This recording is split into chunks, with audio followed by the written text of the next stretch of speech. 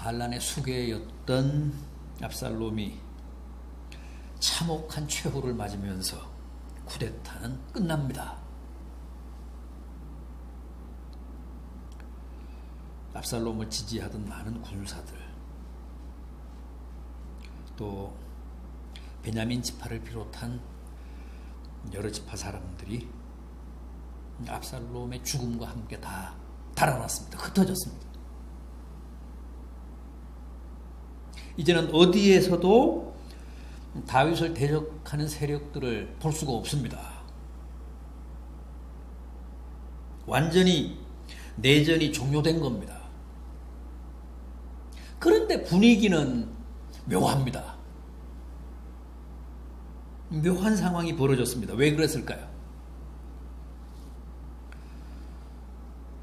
반란군을 제압하고 그 반란군의 원흉 수괴를 제거했으면 누구보다도 다윗 왕이 기뻐하고 안도하고 승리의 계가를 불러야 옳은데 실제는 어땠습니까? 완전히 초상집입니다. 초조하게 소식을 기다리다가 전령들이 급히 와서 다윗 왕에게 여호와께서 오늘 왕의 대적들을 다 처단하셨습니다. 왕의 모든 원수를 갚으셨나이다. 그러자 다윗이 내 아들 압살롬이 죽었구나. 그렇게 직감하고 눈치를 채고 어떻게 했죠? 내 아들 압살롬아, 내 아들 압살롬아 하며 방성대곡을 합니다. 심지어는 네가 아니라 내가 죽었어야 옳았다. 네가 내 대신 죽었다. 그러면서 그렇게 가슴 아파하고 슬퍼합니다. 그리고 다윗 왕의 그런 반응을 백성들이 다 알게 됩니다. 군사들까지 다 알았습니다. 우리가 함께 본 본문 2절을 보십시오. 왕이 그 아들을 위하여 슬퍼한다 함이 그날의 백성들에게 들림에 그날의 승리가 모든 백성에게 슬픔이 됐다.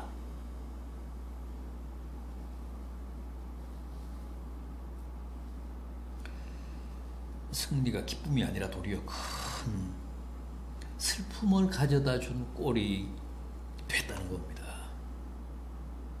그러니까 군사들이 용감하게 싸워서 반란군을 진압하고도 마치 패전한 군인들처럼 어깨를 늘어뜨리고 돌아온 겁니다.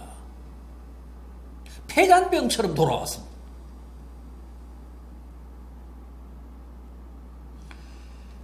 (3절을) 보십시오. 그날의 백성들이 싸움에 쫓겨 부끄러워 도망함같이 가만히 성읍으로 돌아왔다.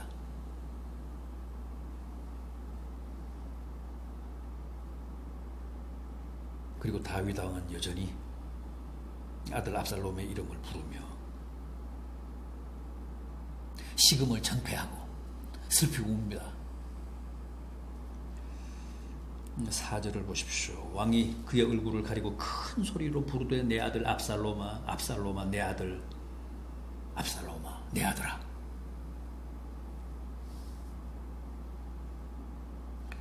다윗 군대 최고 사령관인 요압 장군의 마음이 많이 상했습니다.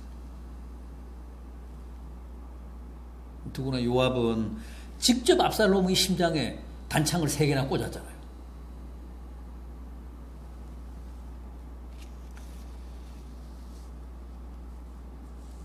왕이 그의 공을 취하지는 못할 망정 아들이 죽었다며 저렇게 슬퍼하고만 있으니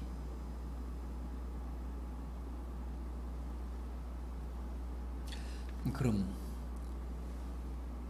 요압 장군을 비롯해서 반란군을 제압한 군인들은 다 뭐가 되느냐는 거죠.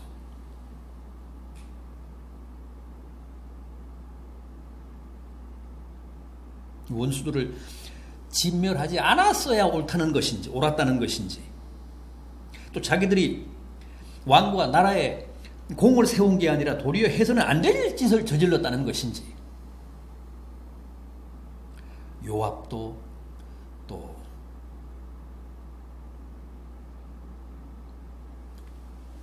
그와 함께 반란군을 제압한 군인들도 헷갈렸습니다. 그래서 요압 장군이 다윗에게 들어가지 않습니까? 5절 이하를 보십시오. 요압이 집에 들어가서 왕께 말씀드리되, 왕께서 오늘 왕의 생명과 왕의 자녀의 생명과 처첩과 비빈들의 생명을 구원한 모든 부하들의 얼굴을 부끄럽게 하셨습니다. 부끄럽게 하시고 있습니다. 이는 왕께서 미워하는 자는 사랑하시며 사랑하는 자는 미워하시고 오늘 지휘관들과 부하들을 멸시하심을 나타내심이라. 오늘 내가 깨달으니 만일 압살롬이 살고 우리가 다 죽었더라면 왕이 마땅히 여기실 뻔했으면 좋아하실 뻔했습니다.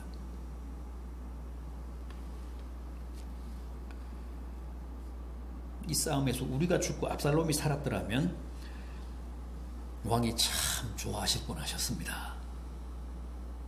얼마나 섭섭했으면 부하 장수가 왕에게 이런 말까지 했겠습니까? 그제서야 다윗이 정신을 차립니다. 그리고 그 피난처로부터 이제 예루살렘으로 환궁을 준비합니다. 어떻게 했습니까? 일단 이번 반란과 관련해서 어떤 지파에 대해서도 또 어떤 개인에 대해서도 책임을 묻지 않겠다. 그렇게 천명합니다.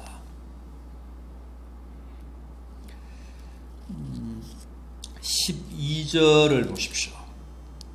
너희는 내 형제요 내 고륙이거늘 너희는 어찌하여 왕을 도로 모셔오는 일에 나중이 되리요. 이건 무슨 얘기냐 하면 내가 환궁하는데 모든 지파가 다 하나가 되라. 힘을 합쳐라. 내가 누구에게도 어떤 지파에도 책임을 묻지 않겠다. 누구도 처벌하지 않겠다. 더 이상.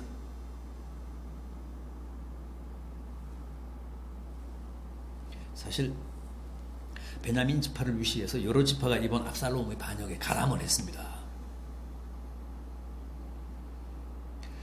그래서 지금 다윗 왕이 어떻게 나올까, 어떤 보복을 할까 하며 잔뜩 숨죽인 채 떨고 있습니다. 그런데 다윗이 너희는 다 내 형제고 내 고륙이다. 그러니 두려워하지 말아라. 내가 누구에게도 책임을 묻지 않겠다.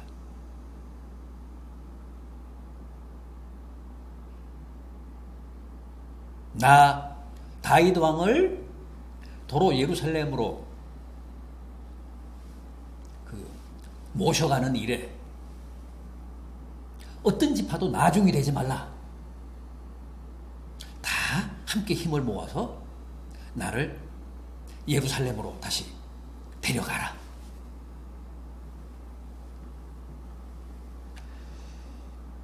그렇게 촉구를 합니다.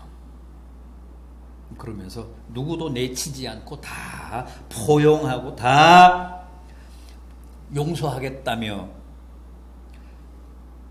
구체적으로 두 가지 결심을 보여주는데 그 하나가 바로 아마사를 등용한 일입니다. 13절을 보십시오. 너희는 또 아마사에게 이르기를 너는 내 고륙이 아니냐. 내가 요압을 이어서 항상 내 앞에서 지휘관이 되지 아니하면 하나님이 내게 벌 위에 벌을 내리시기를 원한다. 아마사라는 사람은 원래 다윗의 조카입니다. 그래서 지금 다윗이 내 고륙이라고 합니다. 그런데 이 아마사가 이번 압살롬의 반역에 가담해서 압살롬의 군대를 지휘했던 총사령관 노릇을 했습니다.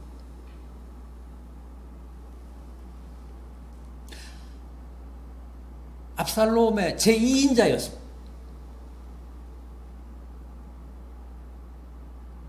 따라서 압살롬과 함께 반드시 목을 베야 할 역도입니다. 반란군을 지휘한 총책이었으니까. 그런데도 다윗이 그를 용서하고 받아들여서 앞으로 요압 장군의 후계가 되게 하겠다. 그렇게 약속을 한 겁니다. 요압은 지금 다윗 군대의 총사령관이잖아요. 그런데 반란군을 지휘한 반란군 총사령관인 이 아마사를 용서할 뿐만 아니라 요압 장군의 후계가 되게 하겠다. 후계로 삼겠다. 그렇게 약속을 합니다. 만약 내가 그렇게 하지 않으면 하나님이 내게 벌 위에 벌을 내리시기를 원한다. 그러니까 하나님의 이름으로 맹세까지 한 겁니다. 아마 요압이나 그 외의 여러 지휘관들은 다윗 왕의 이런 처사가 굉장히 못마땅했을 겁니다.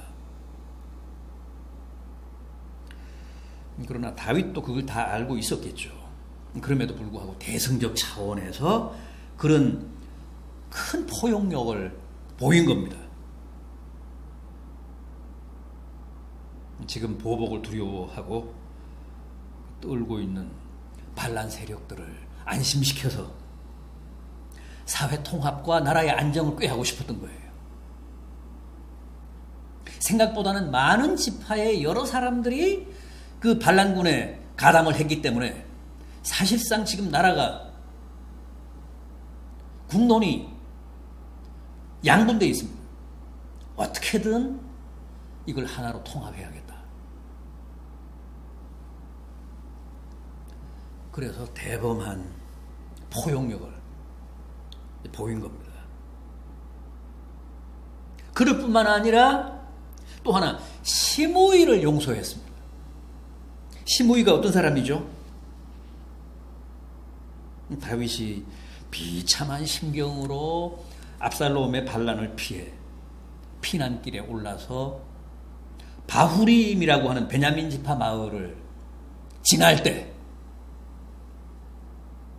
다윗의 뒤를 따라오며 온갖 저주를 다 퍼붓죠. 피를 흘린 자여, 사악한 자여, 여기서 썩거지라.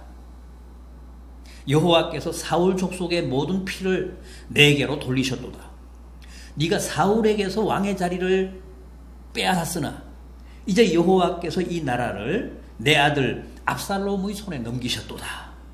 너는 피를 흘린 자이므로 화를 자초하였도다.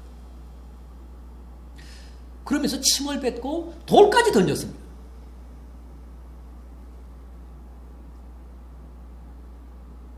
그랬던 사람이 압살롬이 쿠데타에 실패하고 다윗 왕이 다시 황군길에 오르자 이번에는 어떻게 했습니까?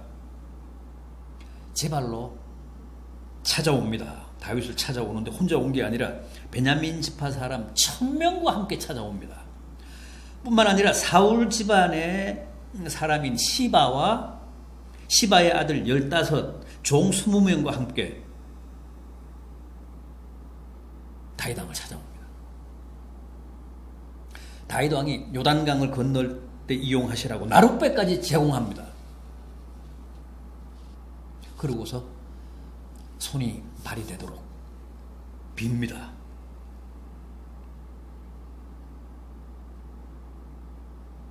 사울 왕이 베냐민 지파 출신이잖아요. 그래서 베냐민 지파 사람들이 언제나 다윗 왕을 적대했습니다. 이번 압살롬의 반역에도 베냐민 지파가 가장 적극적으로 가담했습니다.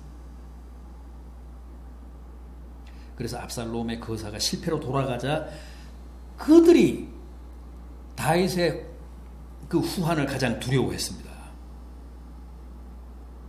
그런데 다윗 왕의 관용 방침이 전해지자 그들이 지금 적극적으로 용서를 구하기 위해 다윗 왕에게 나온 겁니다. 18절 이하를 보십시오. 18절 하반절 이하를 보십시오. 시므이가 왕 앞에 엎드려 왕께 아뢰되 내 주여 원하건대 내게 죄를 돌리지 마옵소서. 내 주 왕께서 예루살렘에서 오시던 날에 종의 패역한 일을 기억하지 마시오며 왕의 마음에 두지 마옵소서. 왕의 종 내가 범죄한 줄 아옵기에 오늘 요셉의 온 족속 중 내가 먼저 내려와서 내 주 왕을 영접하나이다.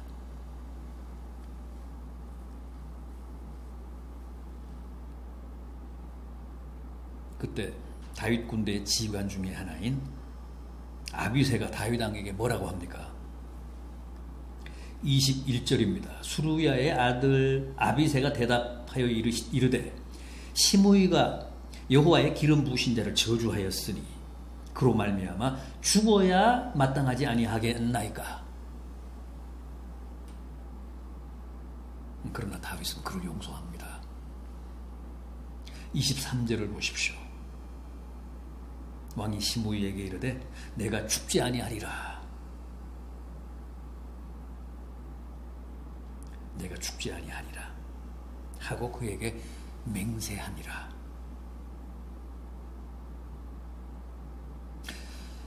이거 쉽지 않은 일인데 확실히 다윗은 대단한 사람이었습니다. 자기를 죽이려고 했던 아들 압살롬에 대해서도 한없이 너그러운 아버지였지만 자기를 저주하고 대적한 원수들에 대해서도 대범했습니다. 사실 사울 왕도 몇 번이나 죽일 수 있는 기회가 있었지만 그렇게 하지 않았잖아요. 다윗은 언제나 그랬습니다. 누구도 감히 흉내내지 못할 만큼 관대했습니다. 그래서 다윗은 역시 성군이었습니다. 이스라엘이 다 인정하는 성군.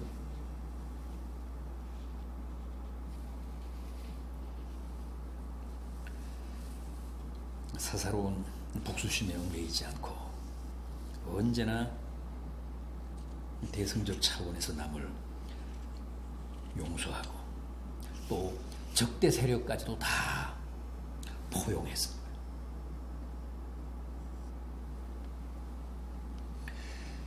오늘날의 정치인들도 다윗의 이런 대승적인 리더십, 이런 포용적 리더십을 배운다면 우리 사회, 우리나라도 아마 지금보다는 훨씬 다른 모습으로 단합이 되고 통합이 되고 더 발전하지 않았을까. 우리는 아직도 소인배적으로 항상 보면 보복하잖아요. 그 보복의 악순환이 이어지잖아요. 그런데 다윗은 그 부하들이 불평할 만큼, 불만을 가질 만큼 적대 세력을 포용했습니다.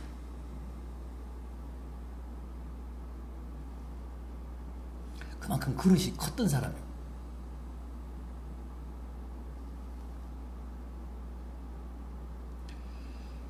아무튼 다윗의 이런 리더십을 현대인들도 또 현대 리더들, 정치인들도 많이 배운다면 세상이 지금보다는 훨씬 더 나아지지 않을까, 그런 생각과 기대를 해봅니다. 오늘은 여기까지 하겠습니다. 기도하겠습니다.